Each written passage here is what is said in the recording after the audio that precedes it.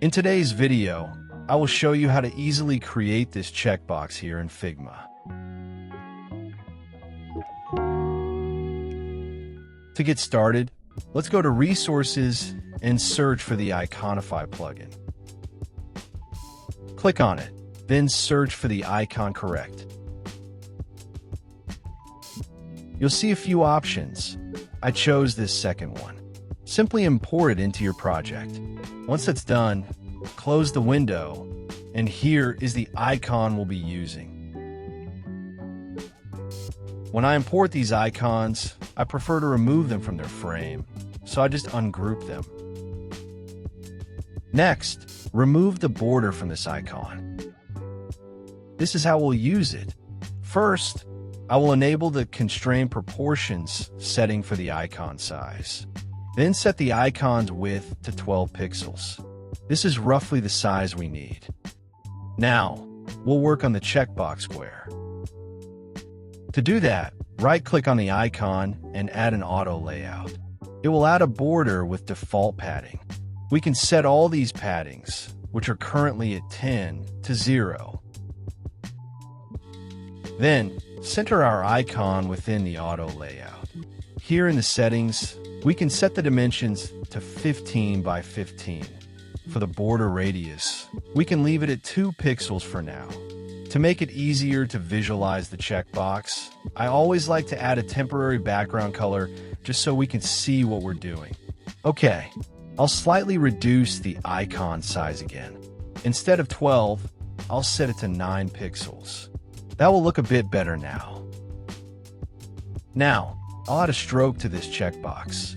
Select this square, then navigate to Stroke. Add a 1 pixel stroke to ensure it matches our layout. I'll set the stroke color to the same shade as the fill color. Alright. Perfect. We now have our initial checkbox. I'll remove this fill. Now, we'll work on the component in its second variation. To do this, click the diamond icon to create a component. Then click it again to add a variation for this component. Since our goal is to click this checkbox and have it fill, we will make the fill of this first variation icon transparent.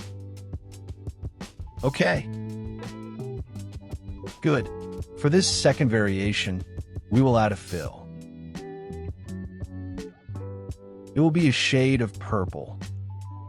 The stroke will also be this color.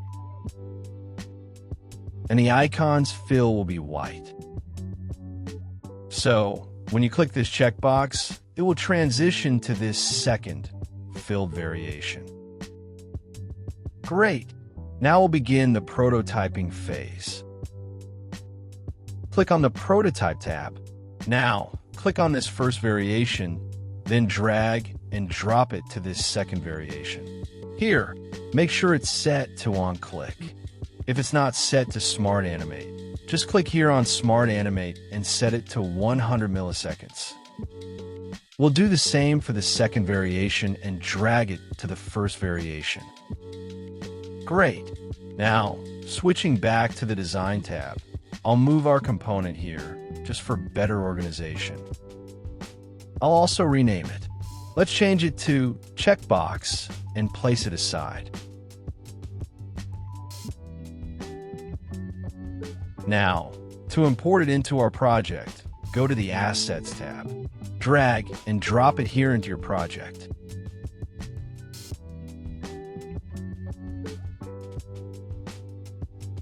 Alright, click on the frame for your project and let's see how the result looks.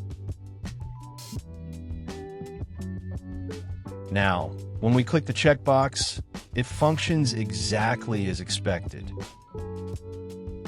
Well, that was the outcome. I hope this helped you. If you liked it, leave a like and leave a comment if possible. That's it for now. See you in the next video.